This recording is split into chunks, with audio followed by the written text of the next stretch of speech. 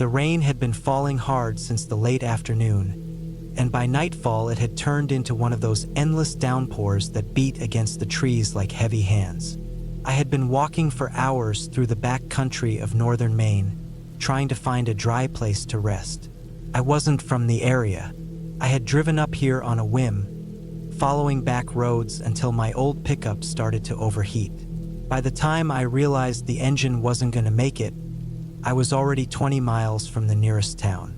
I left the truck by the roadside, grabbed my backpack, and cut into the woods, hoping to find shelter before night completely swallowed the forest. The map I had was outdated and barely useful, but I remembered reading that the region had old trappers' cabins scattered along the logging trails. Most of them hadn't been used in decades, but the thought of a roof and four walls made me push through the thick, wet brush. The rain worked its way down my neck and into my shirt until my skin burned from the cold. The air smelled like pine, wet earth, and rot. Every step sank into mud, sucking at my boots. When I finally stumbled across the cabin, it didn't feel like luck. It felt like I had simply collapsed into it. The roof was crooked, and one side sagged so badly I thought it might fall if I touched it. The wood was black with age and rain, the boards swollen and splitting. But it stood. That was enough. I pulled the heavy door, and it gave way with a groan that cut through the roar of the rain. Inside, it smelled of mold and old smoke, a sour dampness that had been trapped for years. The floor creaked under my weight. There was a single room, small enough that the weak beam of my flashlight touched all four walls at once. A broken table leaned in one corner. Against the far wall sat a rusted iron stove, its pipe still connected to the ceiling. The sight of it made me breathe easier. I hadn't thought to bring much besides a few energy bars, a lighter, and some water, but the woods outside had plenty of fallen branches. I dropped my pack on the floor and went back into the storm, gathering what I could find. Most of it was soaked through, but I managed to find a few pieces under a leaning spruce that were only damp. By the time I carried them back, my hands were numb and my jeans were plastered to my legs. Inside again, I set to work. It took nearly half an hour of striking my lighter and blowing into the stove, but eventually a thin flame caught. The fire began to grow, fighting against the wetness of the wood, popping and spitting smoke until finally a steady heat filled the small space. My clothes steamed as I held them close, and the air lost its bite. I sat on the floor, listening to the rain hammering the roof, the sound of it mixing with the hiss of burning wood. For a moment, I thought I might actually rest. I stretched out my legs, trying to ignore how exhausted my body felt, but something kept me awake. The cabin was not silent. Beyond the storm and the fire, I kept hearing noises that didn't fit. A faint scrape, then a tap like something shifting against the outer wall. At first, I told myself it was just branches, maybe a loose shingle. But the longer I sat there, the more certain I became that the sounds were deliberate. I stood and turned off the flashlight, letting the weak firelight spread across the room. I waited, holding my breath. The tapping came again, this time near the back wall, low to the ground. My skin prickled. I told myself it could be an animal, a raccoon, a stray dog. That was all. Still, I felt the urge to check. I opened the door and stepped outside. The rain was still heavy, soaking me within seconds. My flashlight beam swung across the clearing. The mud was torn with prints, but the water running down made it impossible to read them. I walked around the cabin, shining the light on the walls. When I reached the back, I froze. The earth there was disturbed, not just by the rain, but by something dragging across it. Long marks like grooves, cutting from the tree line to the wall of the cabin. The mud was churned in wide arcs, as if something heavy had been pulled again and again against the boards. I didn't stay to look closer. I backed up, telling myself I was tired, that my mind was exaggerating what I saw. But deep down I knew those marks weren't natural. Inside again, I shut the door and shoved the broken table in front of it. The fire had dimmed, and I added another log. My heart wouldn't slow. Every time the wind shifted, the boards creaked, and each sound felt sharper, more intentional. I tried to sleep on the floor using my backpack as a pillow, but I kept opening my eyes. The noises returned, the scrape, the drag, the tap. Once I thought I heard something brush directly against the wall near my head. I held the lighter in my hand, ready, even though I knew it wouldn't do much if someone, or something, decided to come inside. Hours passed. The fire burned low again, and the rain softened. The night stretched, heavy and endless. Finally, when I couldn't stand lying there anymore, I sat up.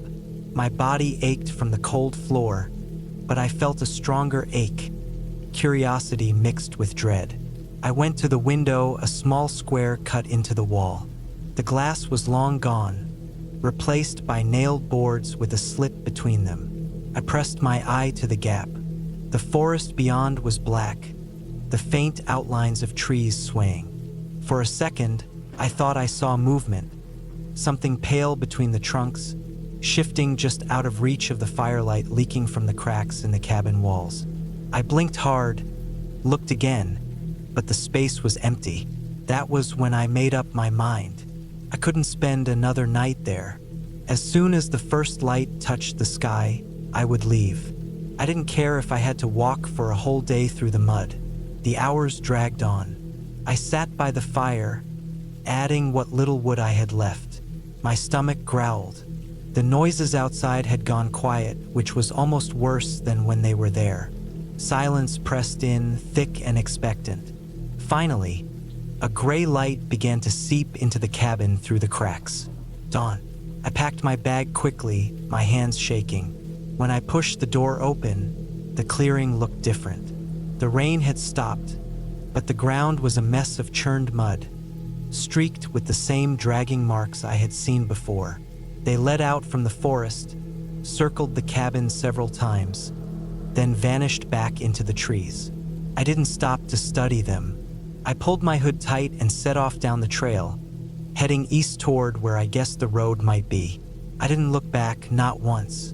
The cabin was already fading behind me, swallowed by the woods. For miles, my boots sank into mud, and the forest dripped with leftover rain. Every so often I thought I heard something behind me, a faint rhythm in the wet ground, but I forced myself to keep walking. By noon, I stumbled onto an old logging road and followed it until the sight of my truck came into view. The engine was still ruined, but I didn't care. I sat in the driver's seat, soaked, shaking, waiting for another car to pass. It took hours, but eventually a man in a rusted van pulled over and gave me a ride back to town. I never went back for the truck. I never went back to that stretch of woods at all. Sometimes, though, when the night is quiet and the rain beats against my roof, I hear that same scraping sound in my head, the dragging across wet ground, the slow circle of something that didn't want me there. And I know, as clear as the day I walked out of those trees, that I left just in time.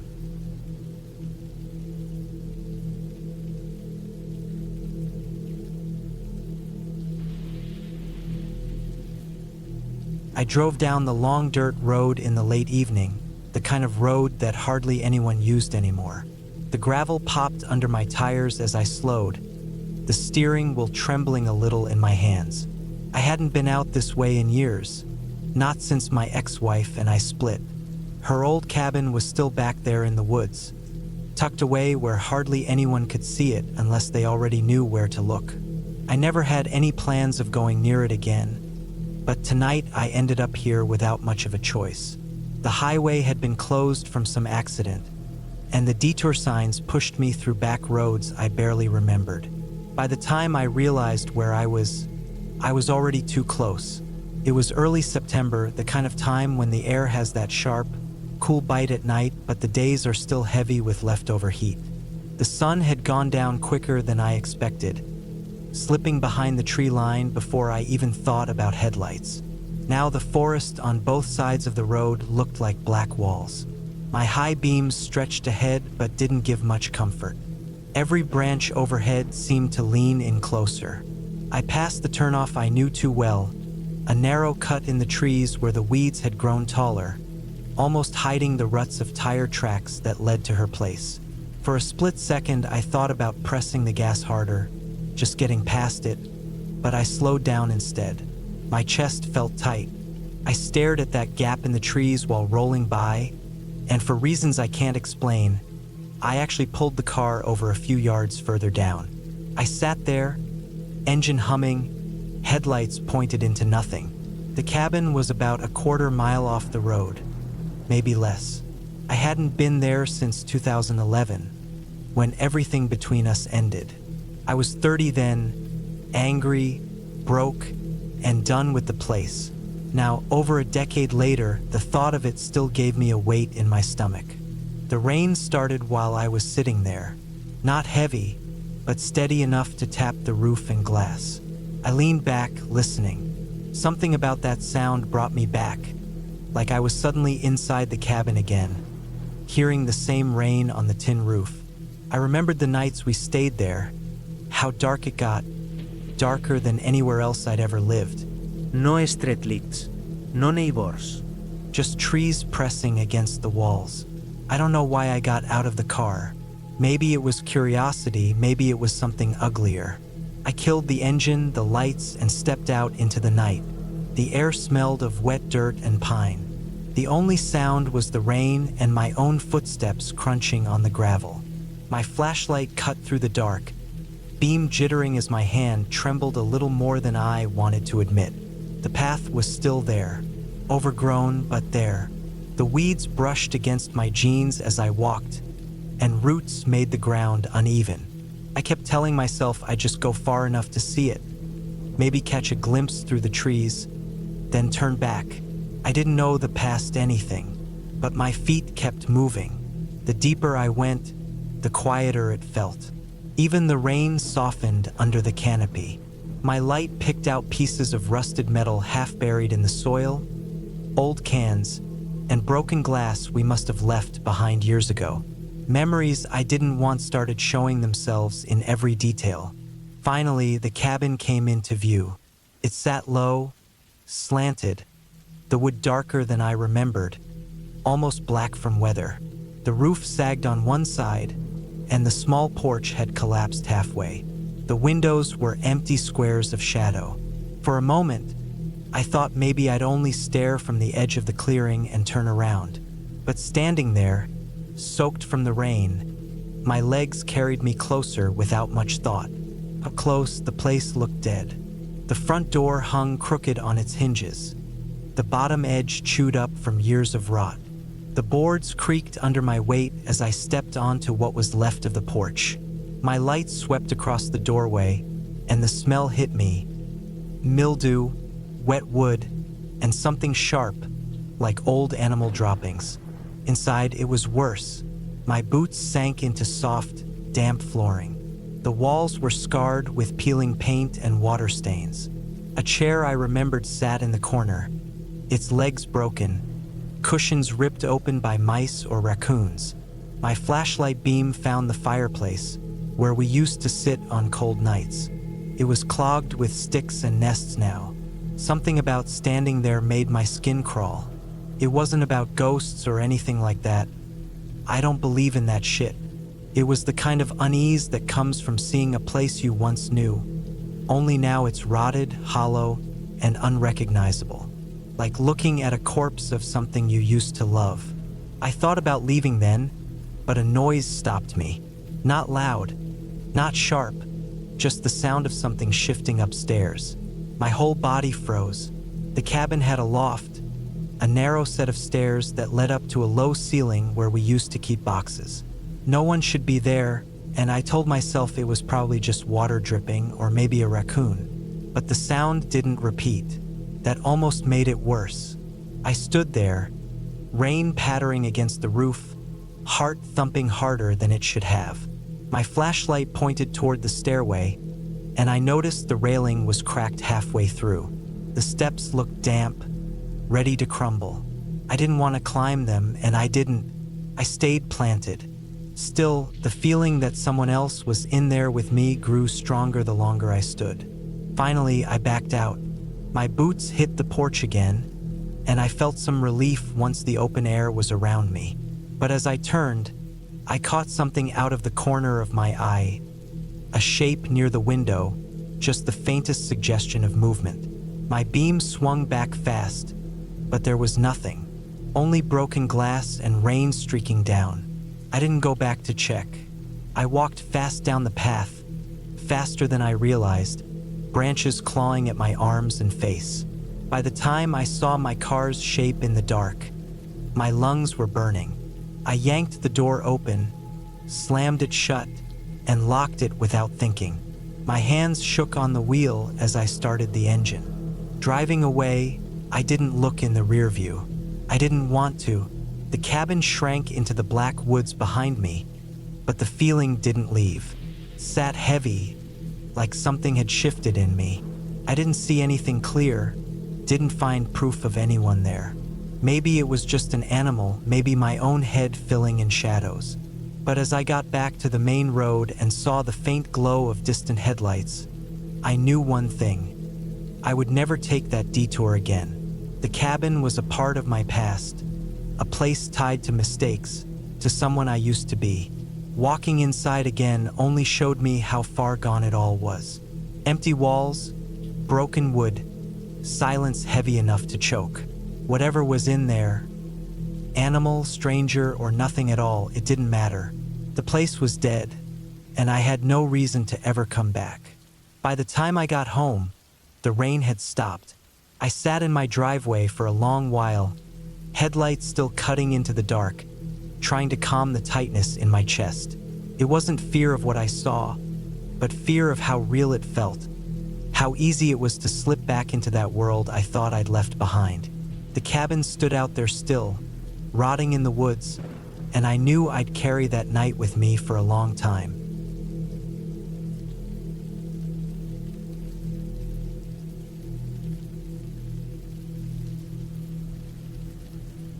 I started working as a park ranger in the summer of 1997, stationed at a remote cabin in northern Montana. I was 27 at the time, still young but already used to long nights alone in the woods. The cabin I was assigned wasn't one of those tourist-friendly lodges. It was small, built decades earlier, meant only for rangers like me who needed a place to stay during patrol shifts that stretched for days. The park stretched out for miles, thick pine trees covering ridges and valleys, rivers cutting through rock, trails barely marked on maps. It was beautiful, but the kind of beauty that felt indifferent to whether you were alive or dead. The cabin stood on a rise about 2 miles from the nearest trailhead. No paved roads, only a rough dirt track that could tear up tires if you weren't careful. The place had one bedroom, a wood stove, a desk stacked with old logbooks, and a hand crank radio that was supposed to reach the main station 20 miles away. The logbooks fascinated me. Rangers before me had left notes about weather, trail conditions, animal sightings, even poachers. Some entries were short, just dates and temperatures, while others went on for pages. I flipped through them my first night, running my hand over the rough paper. There were mentions of bears breaking into food storage, hunters setting up illegal camps, and once, an entry about unexplained footprints found by the creek. The man who wrote it didn't try to explain them, he just logged them and left it at that. My job was straightforward. Patrol a few trails during the day, check fire conditions, make sure no one was camping where they shouldn't, then return to the cabin to update logs. Nights were for rest. At least that's what I was told. The first few days went by without much to note. The air was sharp and clean, the kind of cold that clung even in summer. I heard coyotes yipping at night, owls calling from the trees, but nothing out of the ordinary. By the fourth night, though, I started to notice something that unsettled me. It was around 1 a.m. when I woke up to the sound of crunching gravel outside the cabin. I froze in bed, listening. Out here, the only visitors I should expect at that hour were animals. but these sounded different. The steps were slow, deliberate, heavy enough to press into the dirt. They circled around the cabin once, paused near the window, then faded back into the woods. My heart hammered as I sat up in the dark, gripping the flashlight I kept by the bed. I wanted to open the door and check, but something about the silence afterward kept me frozen. The next morning, I walked around the cabin. Sure enough, there were prints in the dirt. They weren't boots and they weren't bare feet either. They looked like worn-down shoes, old ones with the tread barely visible. I crouched down, tracing them with my hand. Whoever had walked around the cabin hadn't come from the trail. The prints came out of the trees, circled the cabin, then disappeared back the way they came. I logged it in the book. Footsteps around cabin, possible hiker passing through. Writing it that way made it seem less threatening, but I couldn't shake the unease. There wasn't supposed to be anyone that deep into the park at night. The following nights grew worse. I'd lie awake, listening to the woods breathe. Then, like clockwork, I'd hear the same crunch of footsteps. Sometimes they stayed near the edge of the clearing, sometimes they came right up to the walls. Once, I heard the wooden steps of the porch creak under someone's weight. When I checked in the morning, I found the door handle smudged with dirt, like a hand had pressed against it. I tried the radio after that. It crackled, fuzzed, then dropped into silence. I tried over and over, but the signal was dead. 20 miles might as well have been 200 without contact. On the 7th night, I set a plan. I stayed awake, lantern low, rifle across my lap. Around 2 a.m., the steps came again, moving slowly around the clearing. My chest tightened as I heard them on the porch. The handle rattled, not hard, not forced, just tested. Then silence. I held my breath until I thought my lungs would burst. Finally, the steps moved away, fading into the trees. When morning came, I checked the ground. The same old shoe prints circled again. I followed them into the woods this time, deeper than before. They wound between pines, through brush, until I came to a clearing I'd never seen marked on any map. In the center of it stood an old fire pit, cold and black, surrounded by logs set up as makeshift benches. Scattered around were rusted cans, torn sleeping bags, and scraps of food wrappers. A camp long abandoned but not too long. The trash looked maybe a year old, maybe less. I backed out slowly, every hair on my body standing. Whoever had been there might still come back. I returned to the cabin and locked the door even in the daylight. That night, I barely slept. Every sound felt louder, every shadow thicker. Around 3 a.m., I heard something different, wood splitting. It was the sound of an axe or hatchet striking a log, faint but clear, drifting through the trees. I gripped the rifle so hard my knuckles went white. The chopping went on for 5, maybe 6 strikes, then stopped. Silence pressed in, heavier than before. By morning, I was shaking from exhaustion. I made the decision to leave the cabin. I packed my gear, left the logbook open on the desk, and stepped out into the cold morning air. The woods were still, too still, as if waiting. I followed the dirt track back toward the trailhead, glancing over my shoulder more times than I could count. Halfway down the track, I found something that nearly made me drop my pack. Hanging from a low branch was a length of rope, tied into a noose, swaying gently in the breeze. Below it, on the ground, were the same worn shoe prints. My throat went dry. This wasn't random. Someone had been watching me. Someone wanted me to see this. I didn't stop. I kept walking, faster, almost running, until I reached the trailhead where my truck sat waiting. I climbed in, slammed the doors, and didn't breathe easy until I was miles from the cabin. When I reported everything back at the main station, the other rangers listened but didn't say much. They nodded, wrote notes, then told me I'd be reassigned for a while. I never went back to that cabin. Years later, I still think about those footsteps circling me at night. Whoever was out there wasn't lost. They weren't a hiker or a hunter or some curious camper. They knew exactly where the cabin was. They knew I was inside, and they wanted me to know they were out there, waiting. That cabin still stands, I've been told, though newer rangers use it less and less. Some say the logs mention strange noises, missing supplies, things moved around inside. I don't know if that's true. What I do know is that in the middle of those endless woods, with nothing but thin walls between you and the dark, the scariest thing isn't nature.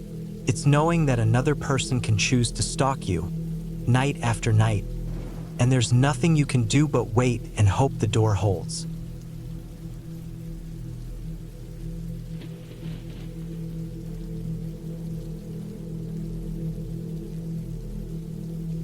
I remember the first time I visited my friend Daniel's cabin. He had retired from the police force 5 years earlier, and unlike most people who stayed near the city, he had decided to disappear into the woods of northern Montana. The cabin wasn't fancy or polished, just a squat wooden structure at the end of a rough dirt road that looked like it had been carved out of the forest itself. The roof sagged slightly under years of snow, and the boards carried the kind of weathered gray that only comes from decades of wind and rain. Daniel was 56 then, a big man whose frame had softened but whose eyes hadn't lost that sharp, restless look. He carried himself like someone still waiting for something bad to happen. When he told me about the cabin years ago, he'd said it was a place where he could finally breathe, where the silence was heavier than the noise of the city. I hadn't visited until that October, and when I finally did, I could feel how far away it was from everything I knew. The last gas station was 30 miles down, and the nearest neighbor was over 10 miles through thick timber. I pulled in just as the sun was sliding down and shadows stretched across the clearing. Daniel stood out on the porch, his hunting jacket zipped up tight, a coffee mug in his hand.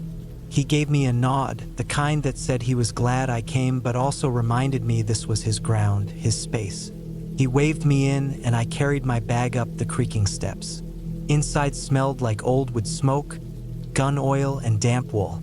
The cabin had one main room with a wood stove in the center, a rough kitchen tucked in the corner, and 2 small bedrooms off the back. The walls were lined with shelves full of canned food, old law books, and the kind of gear only someone who spent years in dangerous work would keep. Knives, heavy flashlights, maps pinned with red tacks. Daniel didn't live like he had retired. He lived like he was waiting. That night, the rain came hard. It hammered on the tin roof and made the trees groan in the wind. I lay in the spare room, staring at the ceiling, listening to the storm push against the cabin. At some point, I heard footsteps outside. Not animal, not the random crack of branches in the wind. Footsteps, steady and slow, circling. I thought maybe I was imagining it, but I felt the boards under the bed vibrate, faint but clear. I stayed still, barely breathing. The sound stopped, then started again near the window. I didn't move to look. I just listened, counting the steps, the pauses. After maybe 10 minutes, they faded back into the storm. I thought Daniel would be awake, but the other rooms stayed silent. I told myself it was the storm playing tricks, that sound bends and warps out there. I eventually fell asleep to the rain. The next morning, Daniel was already outside splitting wood. He looked calm, steady, like he'd been up for hours. I almost told him about the footsteps, but something stopped me. The way he carried himself made me feel like he already knew things I didn't. We spent the day hiking along the ridge behind his land. The woods were endless, dark pines, fallen logs, patches of cold fog that clung to the low ground. Daniel moved through it with ease, scanning like a man still on patrol. He pointed out tracks, broken branches, signs of animals I never would have noticed. He was quiet most of the time, except when he gave me quick warnings, like where to step or when to keep my head low through thickets.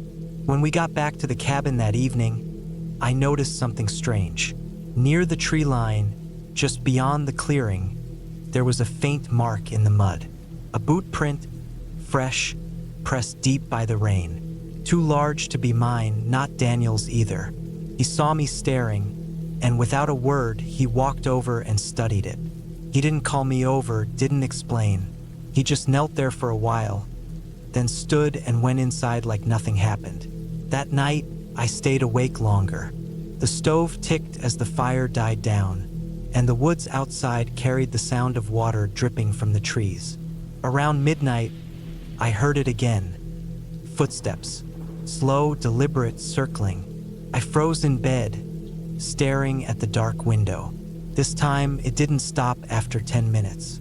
It went on for nearly an hour, moving closer, then farther, then closer again. The rain wasn't there to cover it now, just silence and those measured steps. At one point, the sound came right up to the wall near my head.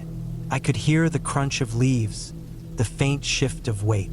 I thought I saw a shadow move across the window, but I didn't dare sit up. My chest ached from holding my breath. Then, finally, the sound faded into the woods. When the gray light of morning came, I stumbled outside. The ground was damp with dew, and sure enough, there were prints. Boots, circling the cabin, stopping at the windows, pausing near the porch. Not one pair, two. My stomach turned. Daniel was sitting on the porch, a rifle across his lap. His face was calm, but his jaw was tight, his eyes scanning the trees. He didn't look surprised. He didn't look like he had slept. He didn't say anything, and I still couldn't bring myself to ask. But I understood then why he had chosen this life, why he lived like a man still on watch. The rest of the day passed slow, heavy. We chopped more wood, hauled water, moved around like nothing was wrong. But the air felt charged, like waiting for a storm that never breaks. Every snap of a branch made me tense. Daniel kept his rifle close, never more than an arm's reach away. By the time the sun went down again, my nerves were raw. I lay in bed fully clothed, boots still on, waiting. The footsteps came back right on time. This time they were faster, less careful, like whoever it was had grown bolder. I could hear them on both sides of the cabin now, two sets moving in sync. At one point, there was a faint tap at the window, so soft it could have been a branch, but I knew it wasn't. I waited for Daniel to move, to step outside with his rifle, but he didn't. The sounds kept circling, closer, sharper, until around 3 in the morning they stopped. Just stopped like someone had cut the air clean. The silence after was worse than the noise. When daylight finally came, Daniel told me it was time to leave. He didn't explain, didn't offer reasons, just said it was better if I headed back that morning. His voice was steady but final. I packed my bag and didn't argue. As I pulled my truck onto the dirt road, I looked back at the cabin. Daniel stood on the porch, rifle in hand, staring into the trees. He looked like a man who knew exactly what he was dealing with, someone who had faced it before and would face it again. I realized then he hadn't moved out there to escape the world. He had moved there to watch something, to keep it from reaching farther. I never went back. To this day, I don't know who or what kept circling that cabin, or why Daniel stayed. All I know is that he wasn't afraid. He was prepared, and maybe that was the scariest part of all.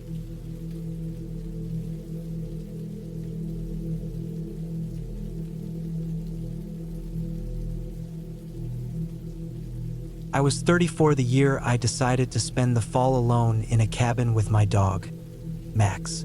It was October of 2013, and I had rented a small hunting cabin deep in the mountains of northern Idaho. The place was old, built in the 60s, tucked back from a gravel road that barely looked like a road at all. You couldn't see the cabin from the highway. You had to drive almost 40 minutes up switchbacks, through thick forest that pressed in on both sides, until the trees finally opened just enough to reveal it. It was small, one bedroom, a wood stove, a front porch that leaned to the left. It wasn't pretty, but that was part of why I liked it. I brought Max because I knew I'd need the company. He was a big German shepherd, almost 9 years old but still strong. the kind of dog that makes you feel safer just by being around. I trusted his instincts more than I trusted my own. The first couple of days were calm. I stacked firewood, swept out dust and cobwebs, checked for leaks in the roof. Max spent hours running through the trees, coming back with burrs stuck in his fur and paws caked in dirt. The nights were cold, but inside the cabin, the wood stove kept things warm enough. I liked the silence. It wasn't until the fourth night that something felt off. It had rained all day, and the ground outside was soft and muddy. I let Max out before bed, and when he came back, his fur was bristled, his ears stiff, and he kept glancing back toward the tree line. I stood on the porch, the cold air sharp in my nose, and looked where he looked. Just black trees, the sound of water dripping off the leaves, nothing else. Still, I had that feeling in my chest like someone was close by. I told myself it was just being alone too long. The next morning, I noticed tracks in the mud near the side of the cabin. At first I thought they were deer, broad prints, splayed toes, but then I crouched down and saw the shape more clearly. They were boots. Someone had walked right up to the sidewall during the night. Not on the road, not by the porch, but along the side, where no reason existed to walk unless you were looking at the windows. The prints were fresh, pressed deep into the mud, no more than a few hours old when I saw them. Max sniffed the tracks and growled low in his throat. I tried to shrug it off. Maybe it was a hunter passing through, curious about the cabin. Still, I couldn't shake the unease. I spent the rest of the day more alert than usual, checking the woods whenever Max barked. Keeping my rifle close by, though I never usually carried it indoors. That night, I didn't sleep much. I kept hearing sounds outside. Branches snapping, leaves rustling. I told myself it was the wind, maybe deer moving through, but Max didn't buy it. He sat by the door, staring at it, ears sharp, the way he did when someone knocked back home. Around 2 a.m, he barked so hard it nearly made me jump out of bed. I got up, grabbed the flashlight, and pushed open the door. The beam of light cut through the drizzle. For a second I saw nothing, just mist between the trees. Then the light caught something pale, a face. It was gone as soon as I saw it, turned away into the dark. I don't even know if I saw the whole thing, just enough to know someone had been standing there, not 20 feet from the porch, watching the cabin. I shut the door, locked it, shoved a chair under the handle. My heart wouldn't slow down. I stayed awake until dawn, Max lying against the door, his body tight like a coiled spring. The next day, I walked the perimeter of the cabin. In the soft ground, I found prints again. Whoever it was, they had circled the place during the night, stopping at windows, standing on the porch, then walking back into the woods. My stomach twisted seeing how close they had been while I lay awake inside. I considered packing up and leaving, but something in me wanted to hold on. Maybe it was stubbornness, maybe pride. I told myself it could be some kid from town messing around, or a hunter curious about who was staying there.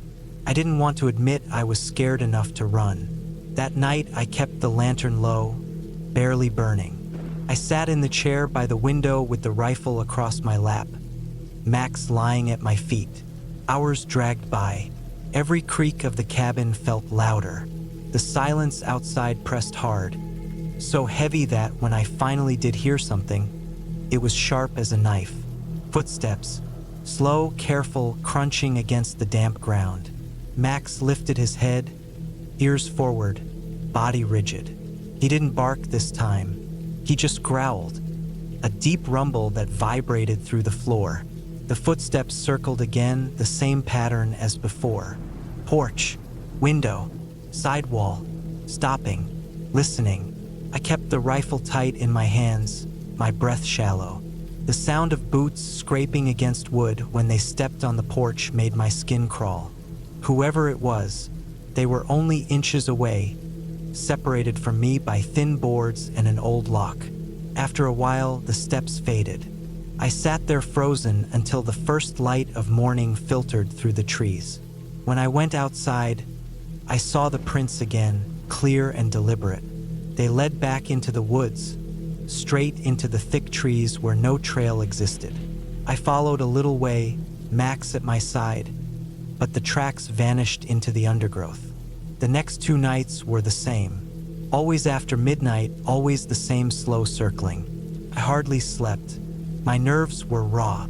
Even in daylight, I felt like I was being watched. Max stuck close, rarely leaving my side, his body tense even when he lay down. On the 6th night, I made a decision. I wasn't going to sit there waiting anymore. I moved the lantern into the back of the cabin so it cast shadows on the front windows, making it look like I was inside near the stove. Then I sat in the dark by the back door with Max, listening. It didn't take long. Just after 1 in the morning, the footsteps came again. Slow, careful, circling. My chest thumped hard enough to hurt. Max growled, low and steady, every hair on his body standing up. The steps reached the porch. Boards groaned under the weight. Then I heard the rattle of the doorknob. Not just a touch this time, a deliberate twist like they were testing it. I stood up and slammed the butt of the rifle against the inside of the door hard. Max erupted in a furious bark, the kind that could tear through your bones. Outside, I heard the quick scuffle of boots scrambling, pounding away into the woods. Branches snapped, then silence. I waited until daylight before stepping out. The ground was torn up where they had run. The prints were deeper this time, panicked. I followed them down the slope, through the trees until they met the old gravel road. From there, the tracks vanished. That morning, I packed everything I could fit into the truck. I didn't care about the rest. I loaded Max into the passenger seat and drove down the mountain road, not stopping until I hit the highway. I never went back to that cabin. I told the owner I had left early and didn't give a reason. Even now, years later, I think about those nights. The quiet circling steps, the face in the mist, the hand on the doorknob. Whoever it was, they weren't lost and they weren't curious. They knew I was there and they wanted in. The scariest part is how long they kept coming back, patient, night after night, waiting for me to let my guard down. If I hadn't had Max with me, I don't think I'd have made it out feeling as sure as I do now.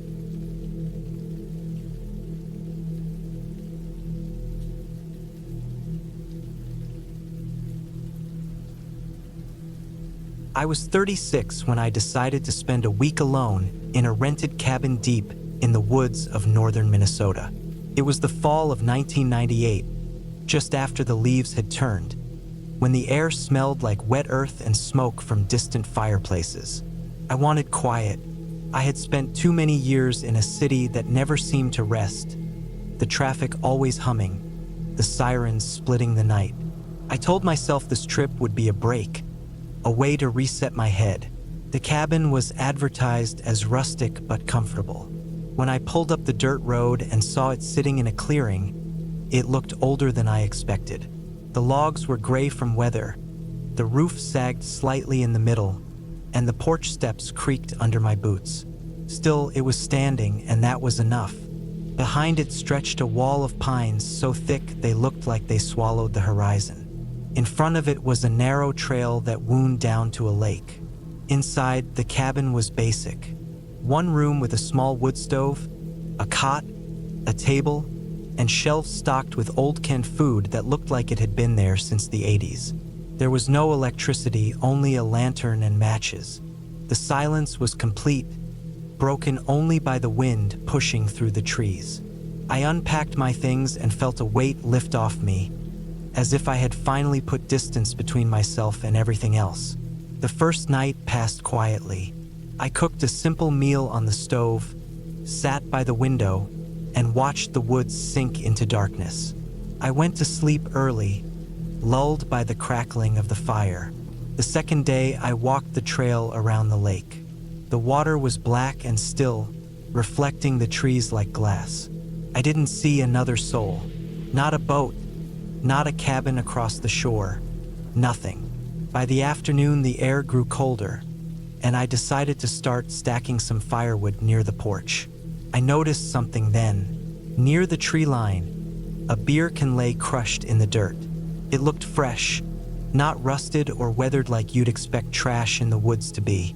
I didn't think much of it at first, just that maybe some hunter or camper had come through recently. But I picked it up and carried it to the porch, unsettled by how out of place it felt. That night I woke to a sound, a single crunch like a footstep on dry leaves. I held my breath and listened. The woods outside were black. I convinced myself it was just a deer moving through, maybe a raccoon, but I couldn't fall back asleep after that. My ears strained for every small sound, every brush of wind against the cabin walls. By the third day, the isolation had started to feel different. At first it was peaceful, but now it pressed down on me. I couldn't shake the feeling that I wasn't as alone as I thought. When I went down to the lake that afternoon, I saw fresh prints in the mud. Not animal tracks, boots. The tread was clear, deep, recent. They didn't belong to me. I had only walked the trail on the opposite side of the lake. These prints came right up to the water's edge, as if someone had been standing there watching. Back at the cabin, I kept glancing at the tree line. The woods felt tighter, like they were closing in. I stacked more wood near the door, keeping busy just to avoid sitting still. I didn't light the lantern that night. I sat in the dark, listening. Twice I thought I heard movement outside. Once near the porch, once circling toward the back. My hands stayed on the hatchet I had brought for splitting logs. I didn't sleep. On the fourth morning, I decided I would leave early. The week I had planned no longer felt like a retreat, it felt like a mistake. I packed some of my things, loaded a bag, and kept it near the door. But leaving wasn't simple. The dirt road leading out was narrow and rough. If something happened to my truck out there, I'd be stuck. I told myself I'd leave the next day, in daylight, when I could see the road better. That afternoon, I heard the sound of an engine somewhere far off in the woods. Not close, but not so far I could dismiss it either. Faded quickly. Later, when I went outside to bring in more wood, I saw cigarette butts near the tree line. 3 of them, all fresh, pressed into the dirt. My stomach dropped. Someone had been standing there recently, close enough to see the cabin clearly. I didn't go outside again after that. I bolted the door and sat with my back against it, listening. The sun went down slow, and the woods disappeared into darkness again. The silence was heavier now, like it carried weight. Around midnight, I heard the creak of the porch steps. Slow, deliberate. Then the sound of something brushing against the cabin wall, dragging lightly. My chest pounded so hard I thought it would give me away. I held the hatchet tight, every muscle locked. The steps faded after a while, but I didn't move. I stayed there until morning, rigid and waiting. When the light finally came through the cracks in the cabin wall, I stepped outside. The air was sharp with cold. On the porch, I saw footprints in the frost. Heavy boots, circling the cabin, stopping near the windows, pausing by the door where I had sat all night.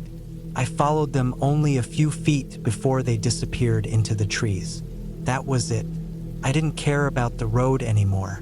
I grabbed my things, stuffed them into the truck, and started down the dirt track. The tires skidded in places where the mud was soft, but I didn't stop. I checked the rearview mirror constantly. A mile down, where the woods pressed close to the road, I saw a figure standing at the tree line, just far enough that I couldn't see his face, but close enough to know he was watching. He didn't move, didn't step forward, didn't turn away, just stood there, still as the trees around him. I didn't slow down. I pressed the gas harder until the road opened up and the trees fell back, and I didn't look in the mirror again until I reached the highway. My hands shook on the wheel.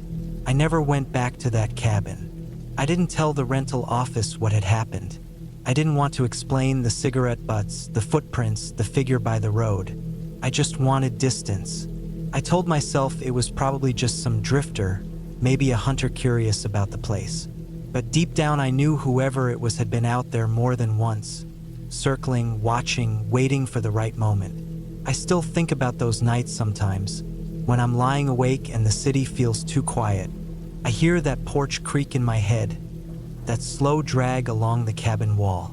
I picture the figure at the tree line, standing there like he belonged to the woods, patient and unhurried. And I remind myself that leaving when I did wasn't weakness. It was survival.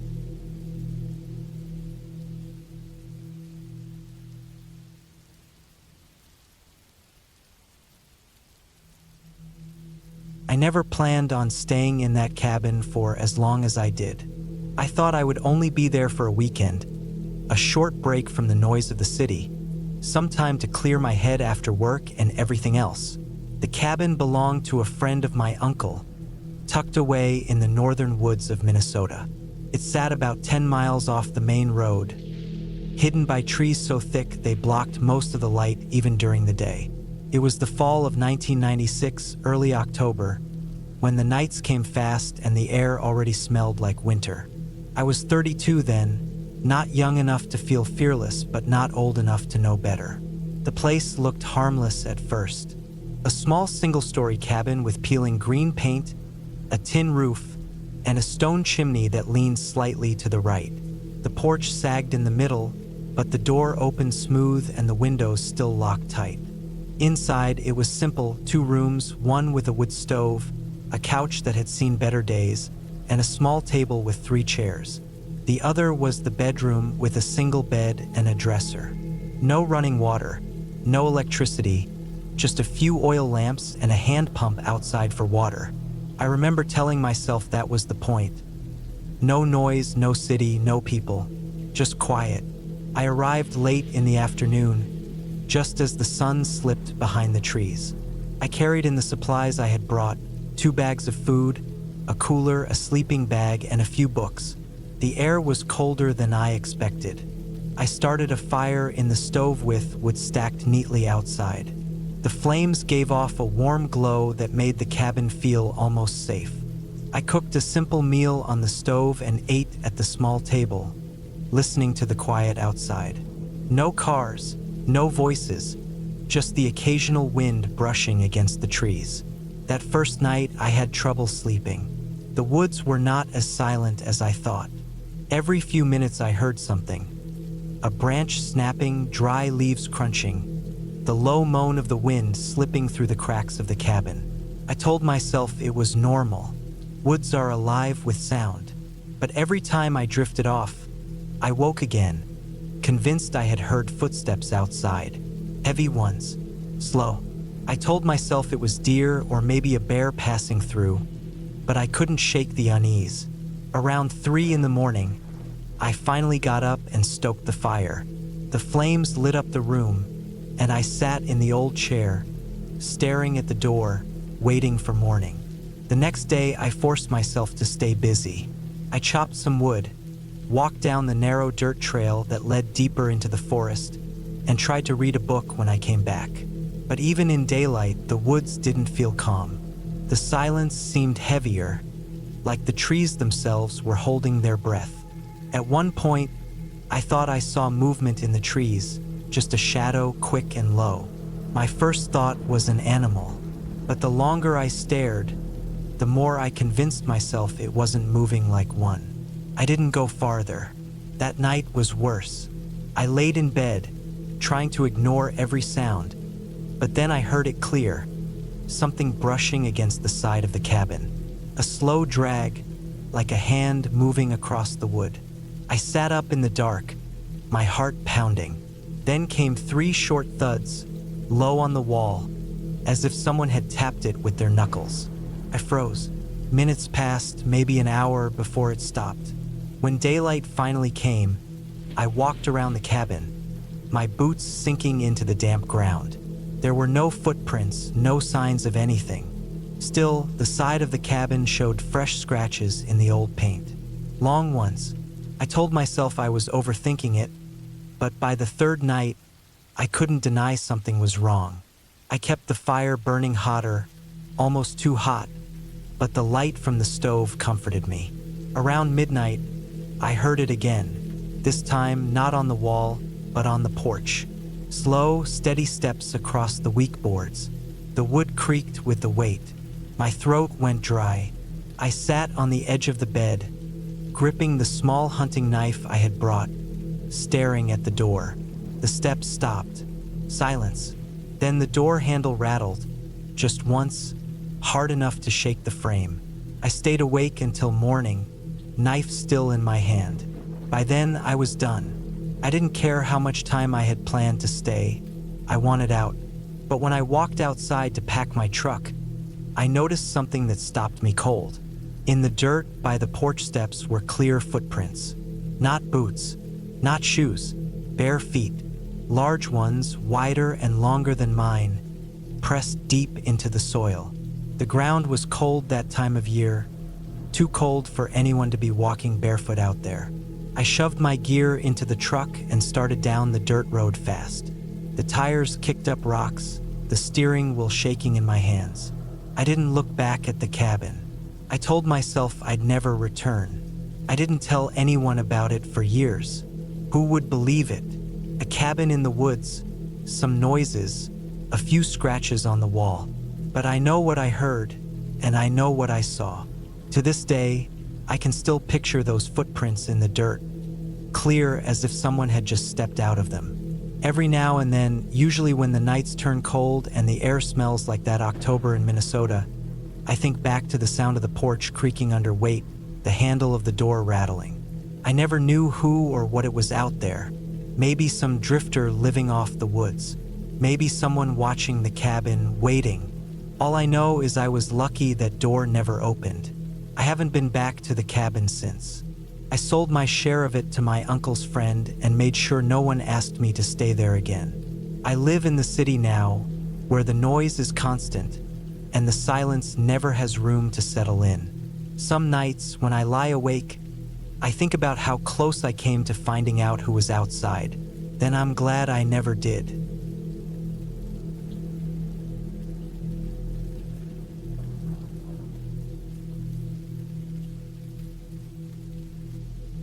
I was 34 when I decided to take a week alone in a hunting cabin up north, tucked deep into the forests of Montana.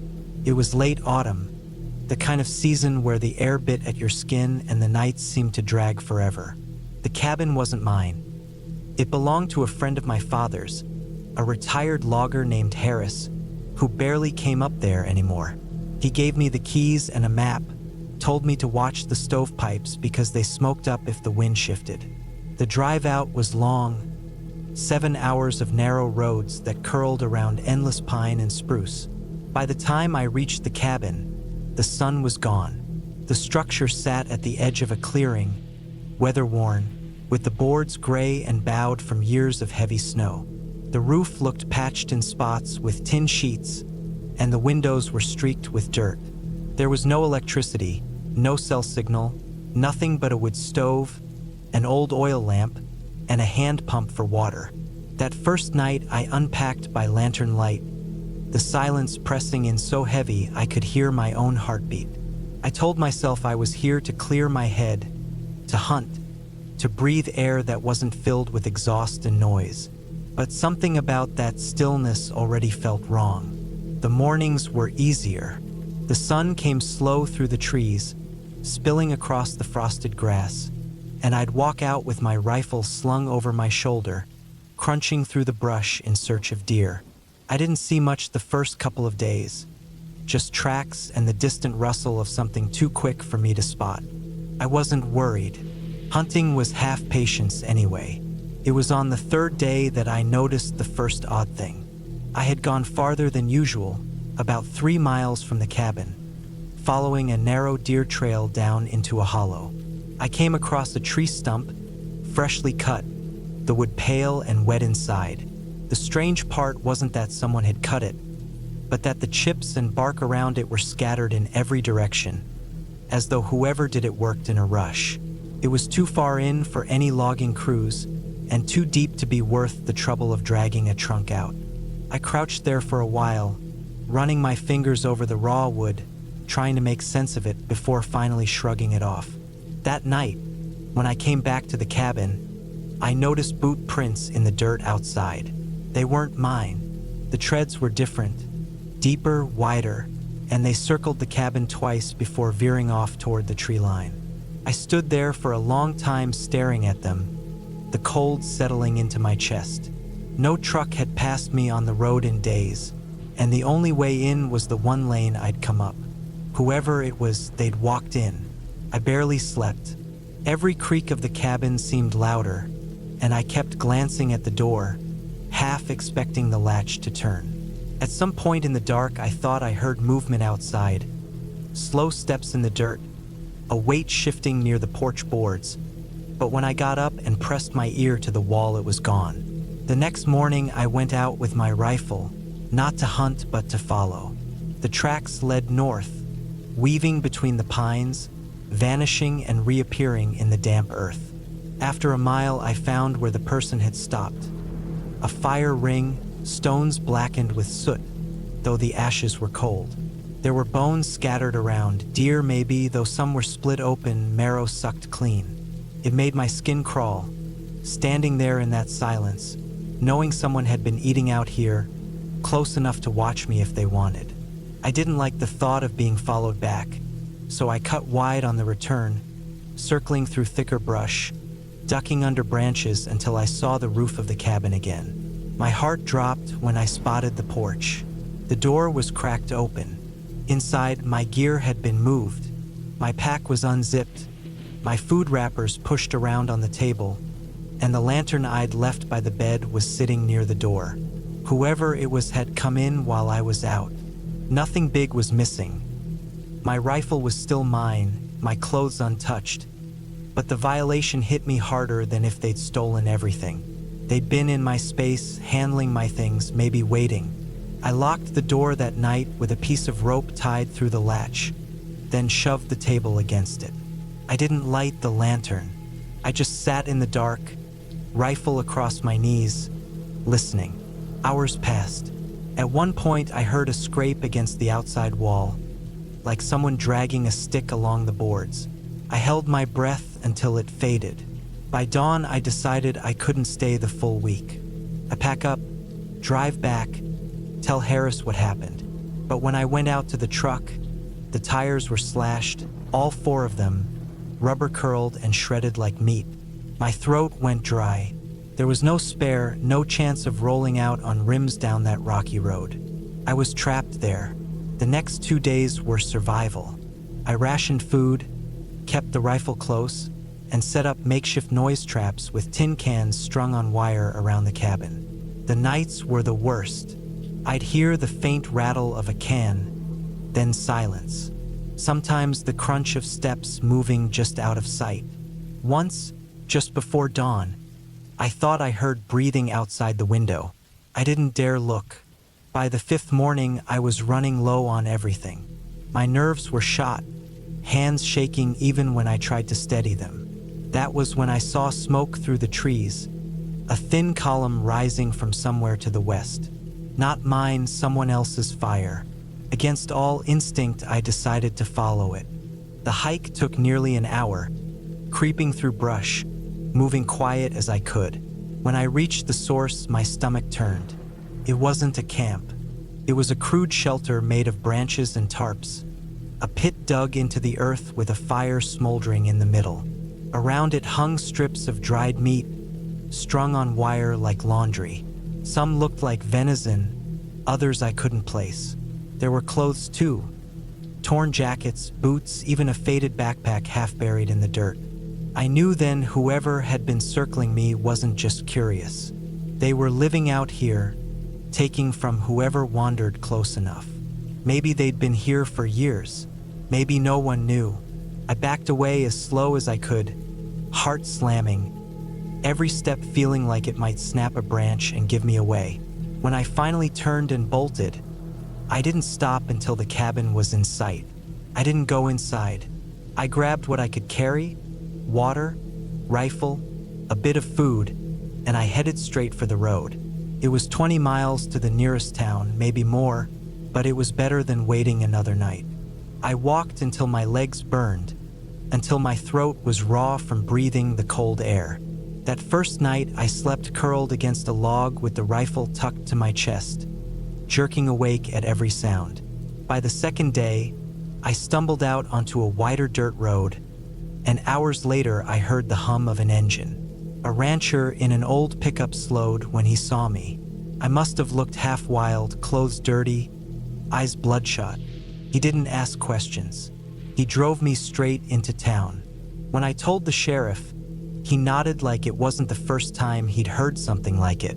They said they'd send someone out to check, but I never heard what came of it. I didn't go back to that cabin. The keys still sit in a drawer at my house, untouched. Sometimes I think about those boot prints circling in the dirt, the sound of breathing outside the wall, the slashed tires. Whoever it was, they knew how to wait, how to watch. They had patience, the kind you can't see until it's too late. I remind myself every fall when the air turns cold. Not every place is meant to be quiet. Some silences are warnings.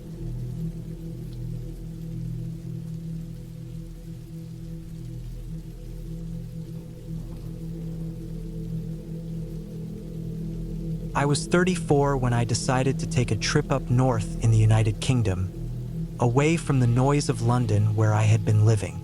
I rented a small cabin in the Lake District for a week in late October.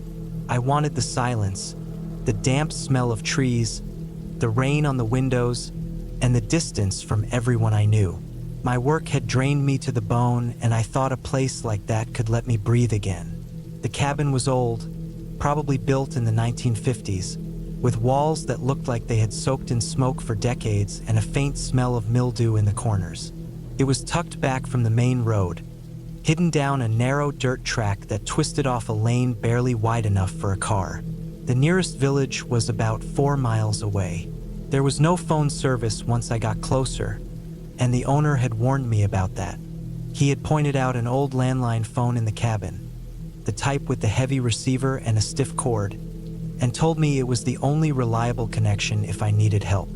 I didn't mind. I actually liked the idea of no signal, no messages, no distractions. The cabin had 2 rooms, 1 bedroom and 1 sitting room with a small wood stove. I brought food with me, a torch, a couple of books, and enough wood stacked outside to last the week.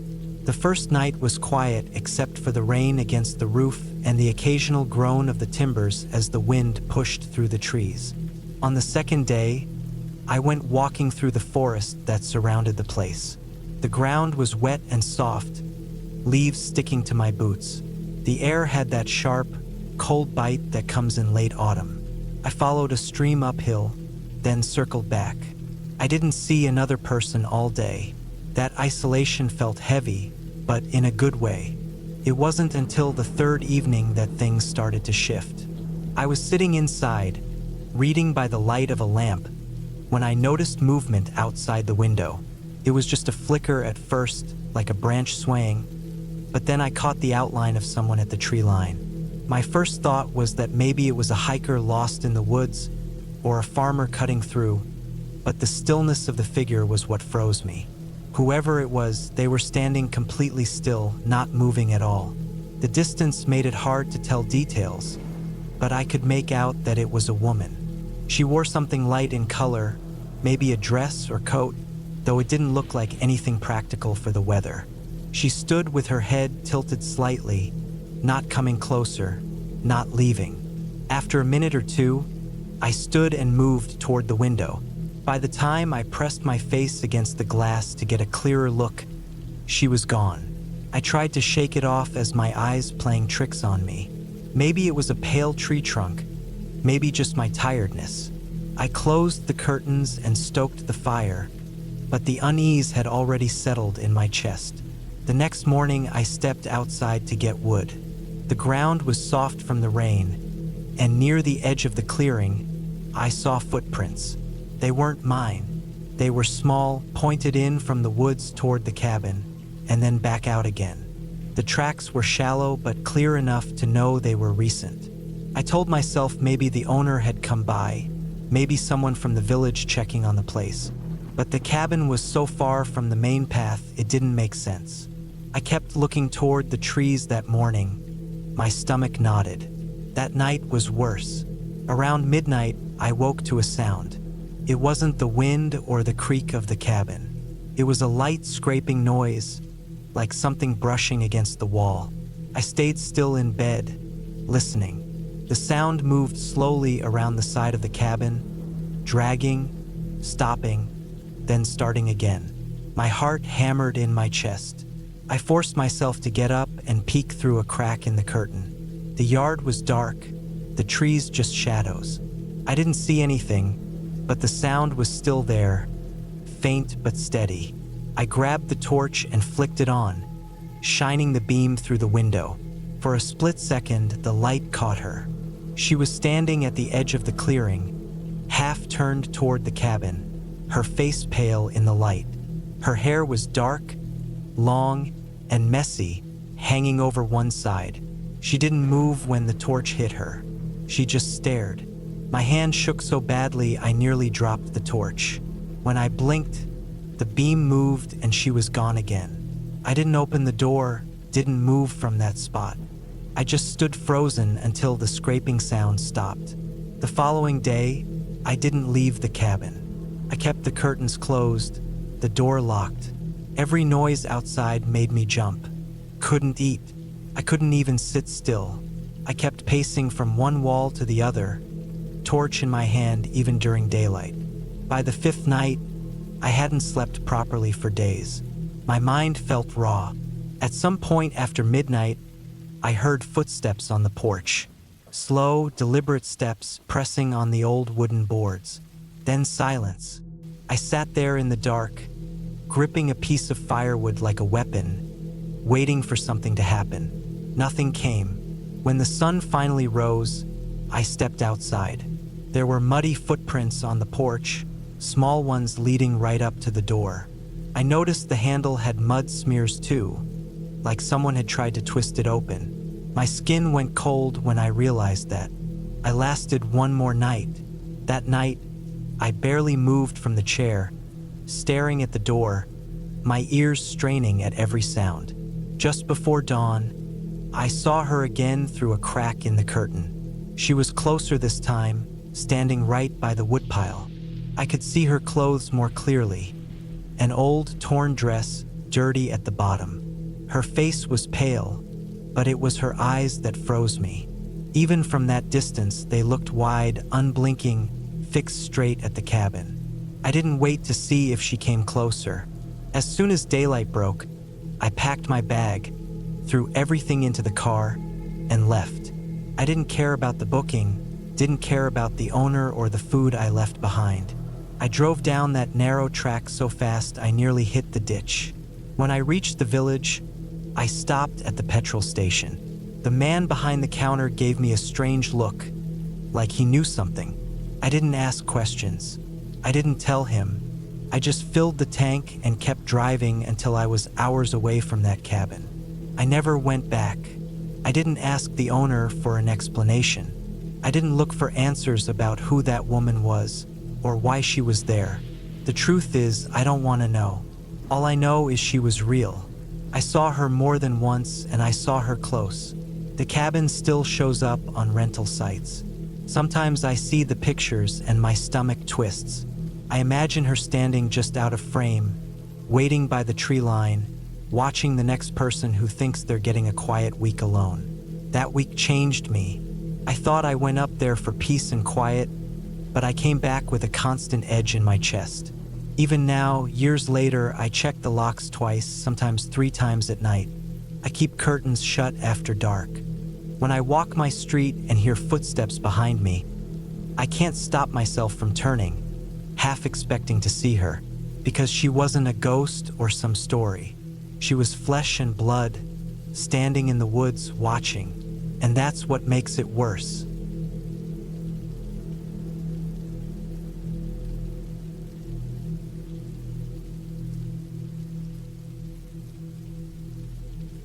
I grew up in the city and never thought I'd find myself living alone on a farm.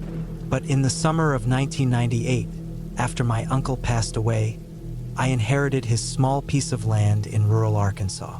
It wasn't much. A few acres of empty fields, a barn that looked ready to collapse, and a weathered log cabin sitting in the middle of it all.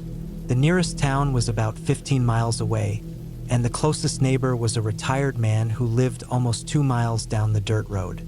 At the time, I was 27, broke, and not really sure what to do with myself. I figured I'd move into the cabin for a while, fix it up, and maybe rent it out or sell the land later. It seemed simple enough. The first week there, though, I realized how much I had underestimated living that far out. The nights were so quiet that even the sound of the wind felt loud. Every creak of the wood or rustle in the trees seemed sharper, like the silence amplified everything. The cabin itself was rough but livable. It had one bedroom, a tiny kitchen, and a main room with a fireplace that I relied on since the power lines out there weren't always reliable. The wood floor sagged in places, and mice had chewed holes in the corners, but I patched things up as best I could. I wasn't much of a handyman, but I managed. The land behind the cabin stretched into thick woods. My uncle had used it for hunting, and I found old tree stands nailed high up in the oaks. Sometimes at dusk, I'd hear coyotes yipping out there. Other nights, I'd hear cows from a farm somewhere in the distance. It was normal country noise, I thought, though it always put me on edge. About 3 weeks in, things started to feel off. It was late July, humid and sticky, and the mosquitoes were relentless. One evening, as I was chopping wood near the edge of the tree line, I noticed something strange. The woods had gone completely still. No crickets, no cicadas, nothing. It was like someone had pressed mute on the world. Then I caught sight of something between the trees. At first, I thought it was a deer, but it wasn't moving like one. It was too upright, too stiff. It was there just long enough for me to realize I was staring at a person. I dropped the axe and squinted, but by then, whatever it was had stepped back into the shadows. I tried to convince myself it was just a trick of the light, maybe a hunter on someone else's property. Even though I knew that wasn't likely, no one came through here without permission. That night, I locked up every window and door before I went to bed. The cabin wasn't built to keep anyone out. The windows were single-pane glass, and the doors were old, with rusted locks. I lay in bed sweating, staring at the ceiling, listening for footsteps that never came. Eventually, I drifted off. 2 days later, I found footprints near the barn. They were fresh, pressed deep into the mud from a storm that had passed through the night before. I put my boot next to one, and the print was longer than mine. At first, I thought maybe it was just the neighbor checking in, but the prints circled the barn, stopped near the back wall, and then disappeared into the woods. The neighbor never came up that far, and if he had, he would have left his truck in the drive. That day, I felt a new kind of awareness. Every sound made me snap my head up. I carried the axe with me everywhere, even to the outhouse behind the cabin. I told myself I was overreacting, that people pass through land like this sometimes, but in the back of my mind I knew better. Whoever was out there wasn't just passing through. They were watching. One night, around midnight, I woke up to the sound of the back door rattling. It wasn't the wind. I knew what that sounded like. This was the handle being tested slowly. I didn't move. I just lay there in the dark, holding my breath, listening. The sound went on for maybe 30 seconds, then stopped. I stayed awake until morning, gripping the axe I'd left next to the bed. When the sun finally came up, I checked the door. The lock was scratched, like someone had been working at it with something sharp. I don't know how long I stood there staring at it, but my stomach dropped in a way I can't describe. It was proof. Someone wanted in. I thought about leaving that day, packing up and heading back to the city, but something in me was stubborn. This was my uncle's land, and I didn't want to be chased off it. So I stayed, but I didn't sleep much anymore. I started stacking furniture against the doors at night and kept a loaded shotgun close by.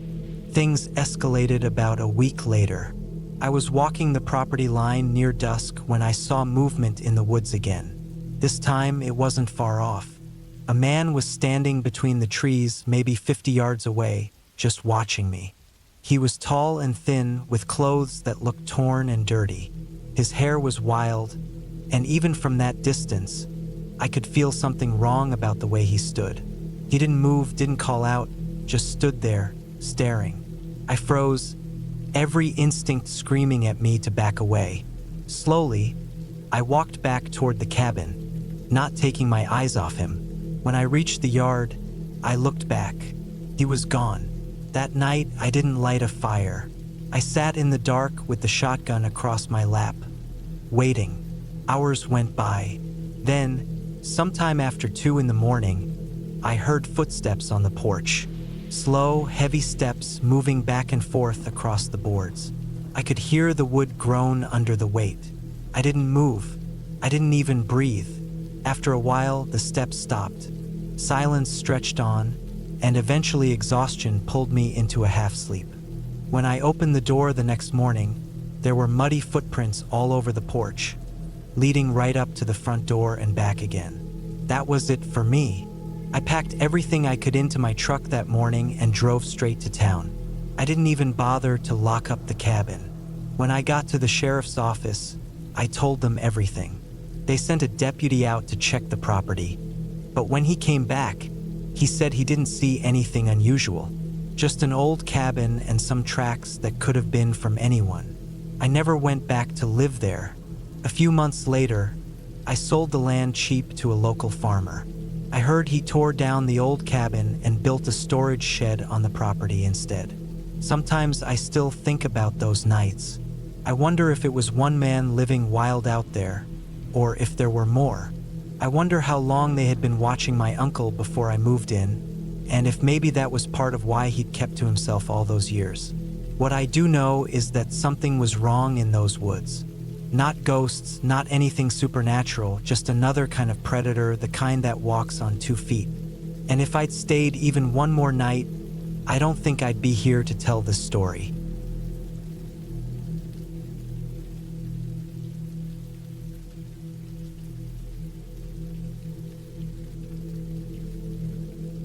It was late autumn in 1996 when I decided to take a trip out to a small town in northern Pennsylvania. I was 26 at the time, working construction jobs that came and went, and I had a habit of driving long distances just to clear my head when work slowed down. I had heard from a guy on a job site that there was a cheap old hunting cabin near a graveyard outside of a place called Mill Creek, and the idea of being away from people for a while sounded good to me. I found the cabin after a long drive down winding country roads, the kind where the trees lean over you like they're about to close in. The air was damp and sharp, carrying the smell of wet leaves and soil. When I finally reached it, the cabin stood crooked at the edge of a field, no more than a quarter mile from an old graveyard. The graveyard had no fence, just rows of headstones spread across uneven ground, some leaning, some cracked, many swallowed up by weeds. It looked like nobody had been buried there in decades, maybe longer. The cabin itself was rough but solid enough. The boards were warped and the roof sagged a little in the middle, but it had 4 walls, a door that shut, and a wood stove inside. I unpacked what little I had: some canned food, a sleeping bag, a lantern, and set myself up for the night. The first evening felt calm, though I couldn't ignore the graveyard. Every time I stepped outside, I found my eyes drawn to it, those tilted stones catching the last of the sunlight. I told myself it was just the location playing tricks on my nerves, but even after I shut myself inside and started a small fire, I couldn't stop thinking about it. The silence out there was heavy, broken only by the occasional rustle of wind through the trees. That night, I barely slept. Around midnight, I woke up to the sound of something snapping outside, like a branch breaking. I sat still, listening, and heard soft steps in the grass. They were too light to be a deer, but too heavy for a raccoon. The footsteps moved slow, unhurried, as if whoever it was didn't care if I heard. I gripped the handle of the hatchet I had kept near my bag and held my breath until the sound faded off toward the graveyard. By morning, I tried to tell myself it was just an animal, but when I stepped outside, I noticed the ground near the cabin was trampled. There were marks in the wet soil that looked too wide to be from boots and too uneven to be from hooves. I crouched down and tried to make sense of it, but couldn't. I thought about packing up and leaving right then, but something about the quiet out there kept me in place. I wanted to see how long I could handle it. The second night, the noises came again. This time I heard the door handle rattle softly, slow and steady, like someone testing the lock. My heart pounded so hard I felt it in my throat. I stayed still on the floor, hatchet in my hand, listening as the sound stopped, then started again, then finally faded. I didn't sleep at all after that. In the daylight, I checked the door and found faint smudges on the wood near the handle. They weren't clear fingerprints, just dark stains as if dirty hands had touched it. I looked out toward the graveyard and thought I saw something lying against one of the old headstones. A piece of fabric maybe, but I didn't have the courage to walk closer and check. By the third day, I was running on barely any sleep. I tried to busy myself by chopping wood and straightening up the cabin, but my hands shook constantly. Every creak of the floorboards made me jump. The graveyard seemed closer than before, though I knew that was just in my head. Still, I couldn't shake the feeling that I was being watched from those stones. That night was the worst. I had just drifted into a shallow sleep when I heard scraping along the outside wall. It was a slow, dragging sound, like something rough being pulled across the boards. I sat up, lantern in hand, and listened as the sound circled the cabin. I heard breathing then, faint but steady, just on the other side of the wall. My skin prickled, and for a second, I thought I might pass out from the fear. The breathing stopped, but soon after came a new noise, the crunch of dirt being moved. I couldn't see through the cabin walls, but I knew it was coming from the graveyard. It sounded like someone digging, steady and rhythmic. I told myself not to go outside, not to check, but I couldn't block the sound out. I sat frozen, staring at the door, hatchet tight in my hand, until the digging stopped sometime before dawn. When daylight came, I forced myself to walk out to the graveyard. My legs felt heavy and weak, but I had to see. I moved past the first row of stones, then another, until I reached the back where the ground looked disturbed. A patch of earth had been freshly dug, no more than 2 feet wide, the soil piled high on both sides. I stood there staring at it, stomach turning, because the hole wasn't deep enough to be a grave. It was more like someone had started but stopped halfway. I didn't stay to think about it. I went straight back to the cabin, packed my bag, and left. As I loaded the car, I noticed something on the step by the door. It was a strip of cloth, dirty and torn, with what looked like a faded pattern on it, maybe from a shirt. I picked it up with shaking hands, then dropped it and kicked it aside. The drive out of there felt endless. Every mile of those winding roads made me feel like something was following just out of sight. I didn't relax until I hit the highway and saw other cars around me. For weeks after, I couldn't stop thinking about that cabin and the graveyard. I never went back, and I never told anyone the details. All I know is what I heard and saw, and it was real enough to make me swear I'd never stay in a place like that again. The sound of that digging stays with me more than anything else. Someone was out there working in the dark, right by those forgotten graves. And for reasons I don't want to imagine, they wanted me close enough to hear it.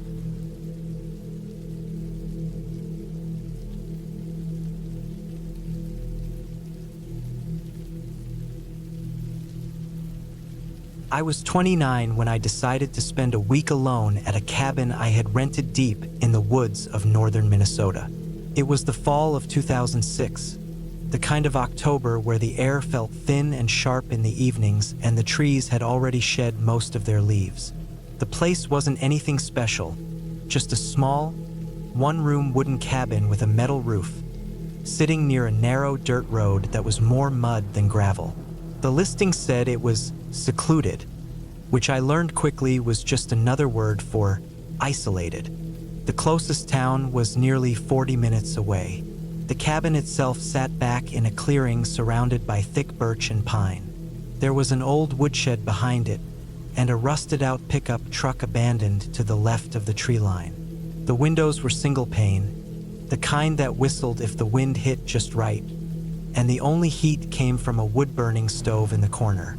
I had brought enough firewood, food, and a few gallons of drinking water.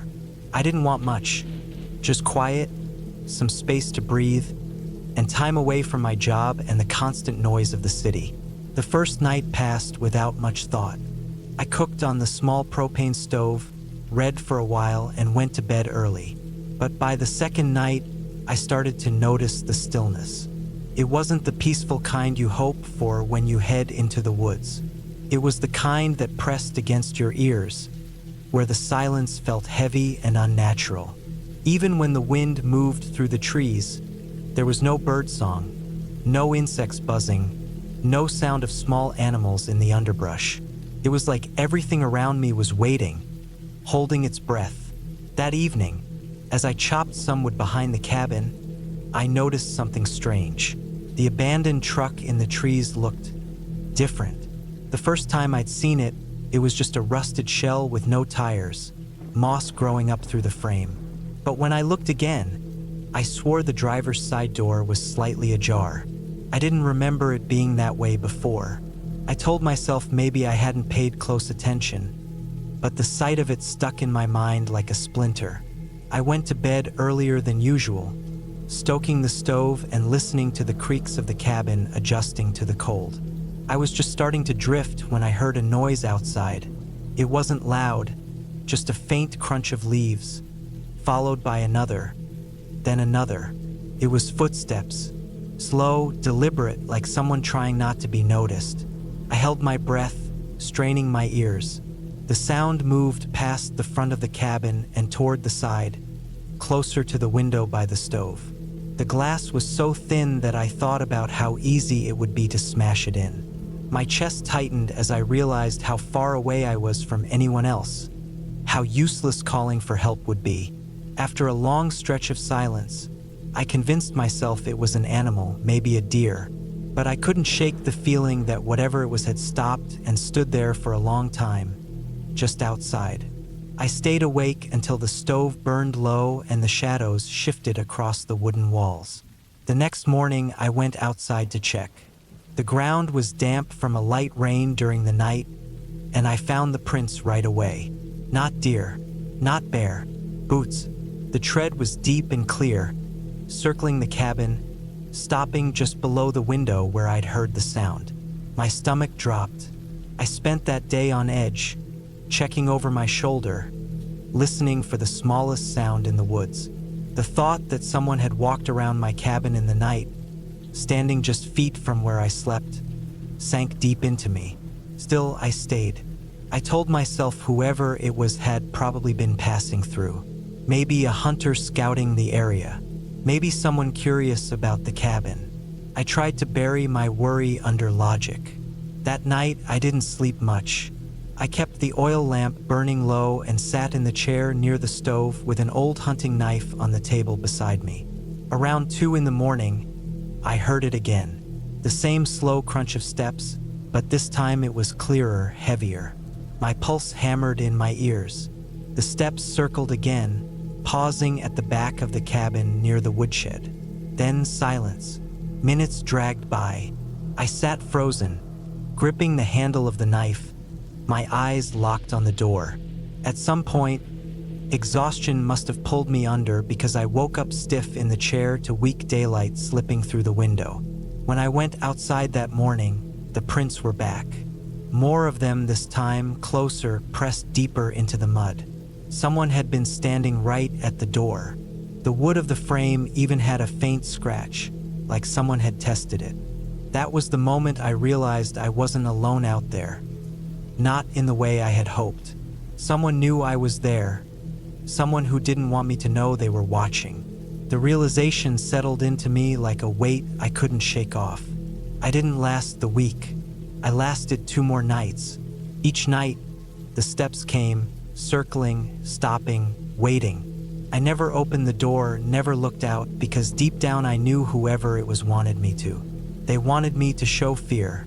On the last night, the sounds came earlier, just after midnight. The crunch of steps, slow and steady, but this time they didn't circle. They came straight to the door and stayed there.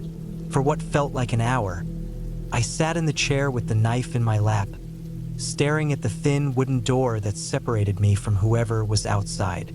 My hand shook so hard I had to press it against my leg to keep the blade steady. At some point, I heard the faintest sound, the door handle shifting, just once, slow like a test. My throat tightened, every muscle in my body locked up, waiting for the door to burst open. But it didn't. The handle stilled, the silence stretched on, and then the steps moved away, fading into the woods until I couldn't hear them anymore.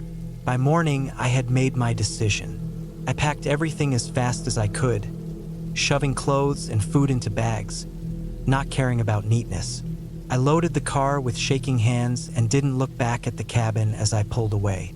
The dirt road felt endless, but eventually, the trees thinned and the outline of the highway came into view. I didn't breathe properly until I was miles from that place. Later, when I thought about it, what scared me most wasn't the footsteps or the prints. It wasn't the door handle moving in the dark. What scared me was the silence after, the patience. Whoever had been out there wasn't in a rush. They weren't trying to rob me or scare me into leaving right away. They were waiting, testing, seeing how far they could go. And that was enough for me to know. If I had stayed one more night, I don't think I'd have left that cabin at all.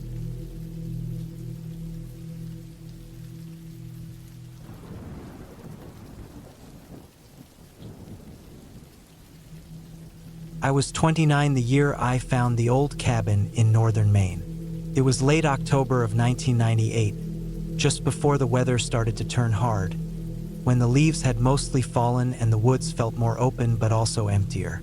I had gone there on a short trip away from the city, wanting quiet and some time by myself. I didn't plan on finding anything. I just wanted to walk, fish a little, maybe clear my head before winter. The first morning, I parked off a dirt road and followed a narrow trail into the forest. It was colder than I expected, maybe in the high 30s, and the air had that sharp smell of damp leaves and soil. The trees stretched in every direction, gray trunks and bare branches, and the only sound was the crunch of wet leaves under my boots. I had no real destination, just the idea that I would head east for a while, circle back by mid-afternoon, and return to my rental car before dark. That's when I saw the cabin. It wasn't on any map I'd looked at, and it wasn't visible from the road. I found it by accident when the ground dipped and the trees thinned out. From a distance, it almost blended into the earth, dark logs blackened with age and rot. The roof sagged in the middle, the wood shingles curled and broken, and one corner of the place looked like it was sinking. It was small, maybe one room with a half-collapsed porch. Something about it drew me in. Maybe curiosity, maybe the silence that surrounded it, maybe the way it seemed hidden. I walked closer, slow, checking the ground in front of me because it was littered with broken glass, rusted cans, and scraps of metal half buried in dirt. The door was hanging crooked, one hinge gone. I pushed it open, and the sound of the old wood dragging against the floor was too loud in the quiet woods. Inside it smelled like mold and wet soil. The light came through cracks in the walls and the broken window frames, gray and thin. The floor was soft in places, sagging under my weight. A rusted bed frame leaned against one wall. In the corner was a collapsed wood stove with the pipe still sticking through the ceiling. There were glass jars on a shelf, most of them filled with something dark that had rotted long ago. I should have left then. But the thing is, once you step into a place like that, once you breathe it in, it grabs something in you. My skin crawled, but my mind kept asking who built it, why it was left like this, how long it had been sitting here with no one to touch it. The strangest part was the back wall. Someone had nailed boards across it, rough planks that didn't match the original logs. They were newer, maybe from the 70s or 80s. I ran my hand over them. They felt different, less weathered, less brittle. They looked like they were meant to cover something, not just patch the wall. I left after a few minutes, telling myself it was nothing. But on the walk back to the car, I couldn't shake the image of those boards. I went back the next day. The second time I came prepared. I had a flashlight, gloves, and a crowbar I'd brought from the trunk. It felt wrong, like I was prying into something private, but the need to know was stronger. The woods were quieter that day. No wind, no birds, just the sound of my boots and my breath. When I stepped inside the cabin, the smell hit me stronger than before. Damp rot, but underneath it something sharper, like metal or old blood. I ignored it. I went straight to the back wall. The boards were nailed deep, but they came loose with enough force. Behind them was a narrow space, maybe 2 feet deep, the gap between the logs and what looked like another thin wall built inside. And in that space were things. The first was a box, a small wooden crate. Inside were bones, not animal bones, but too small to be a full person. They looked old, yellowed, and brittle. My stomach twisted when I saw them. Alongside were scraps of fabric, the remains of a child's shirt maybe, eaten by time and rodents. I dropped the crate back into the gap and felt cold all over. My hands were shaking so bad the flashlight beam jerked across the wall. That's when I noticed something carved into the inside boards. Words, rough and uneven. Most of them were unreadable, but one stood out. Keep quiet. The air in the cabin felt heavier, and for the first time I realized how alone I was. I backed out fast, tripping over the soft floorboards, nearly falling through one. I made it outside and didn't stop walking until I reached the car. That night I couldn't sleep. I stayed in the cheap motel off Route 11, staring at the ceiling, replaying what I had seen. I told myself it was history, just some old tragedy from decades ago, nothing to do with me. But the smell, the bones, the words carved into the wood, they wouldn't leave me. The next morning, I went to the sheriff's office in town. I didn't tell them everything, just that I had stumbled on a cabin with remains inside. They didn't look surprised. They asked me to show them where it was. We drove back in their truck, bumping along the dirt road until I led them down the trail. When we reached the clearing, the cabin was just as I'd left it, leaning into the earth. They went inside while I waited by the tree line, not wanting to step foot in there again. They were in there for a long time. When they came back out, their faces were serious but calm, like they had seen this before. They thanked me for reporting it, told me they'd handle it, and asked me not to tell anyone. I didn't argue. I left Maine that same day. I never asked what they found, never checked the news to see if anything came of it. Part of me didn't want to know, but sometimes, when I'm alone at night, I think about that cabin sinking deeper into the ground, the boards covering the wall again, the silence pressing down over the clearing. I wonder how many others had walked past it, how many had chosen not to look inside, how many secrets the woods keep buried. And I know for certain that if I had ignored it, if I had walked on by that first day, I would have been better off. Some things are meant to stay hidden, and once you uncover them, they stay with you whether you want them to or not.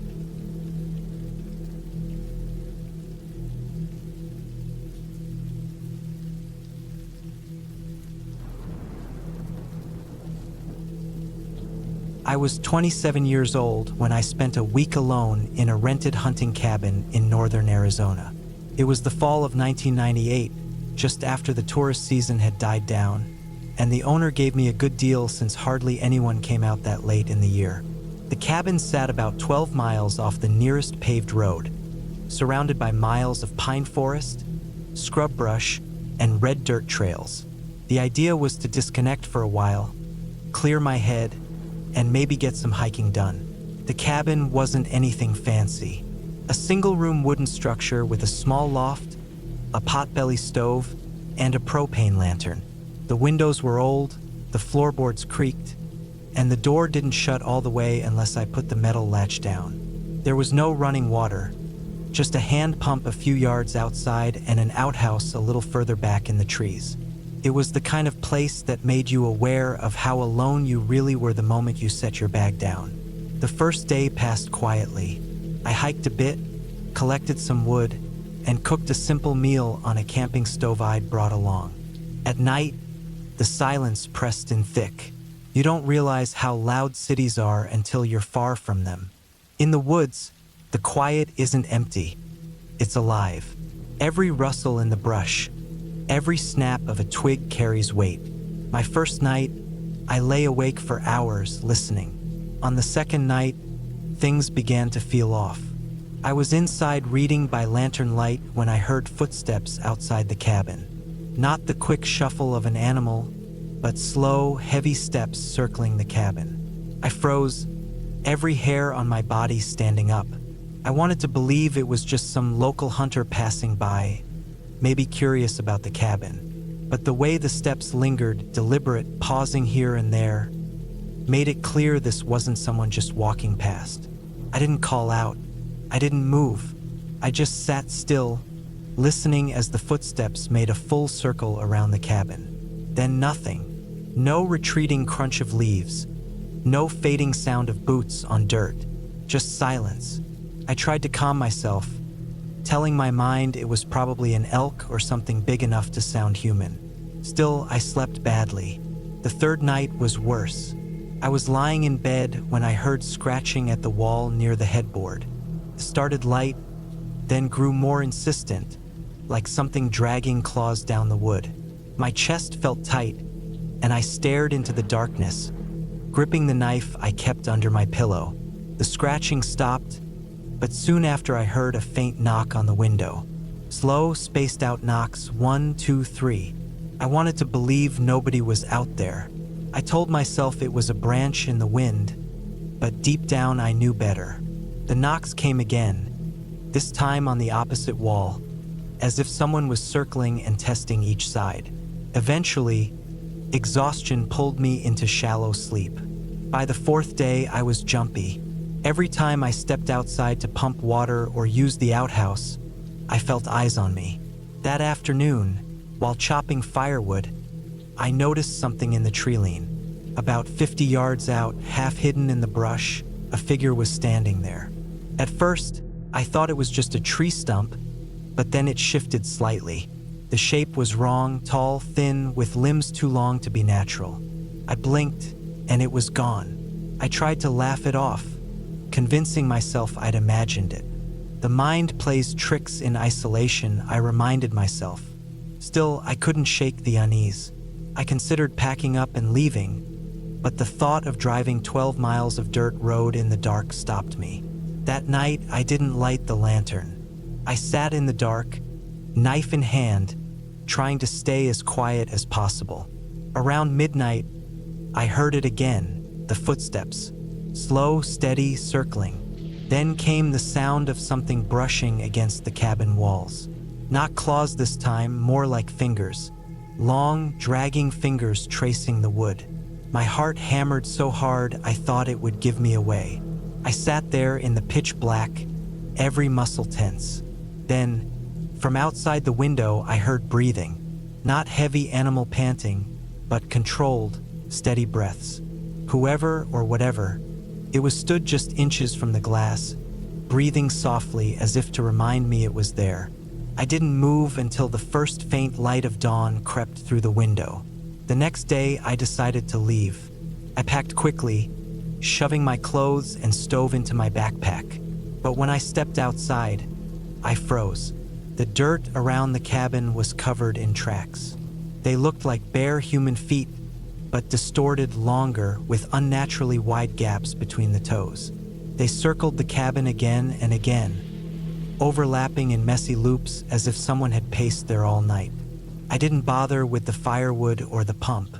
I just grabbed my things, locked the cabin as best I could, and started toward the dirt road.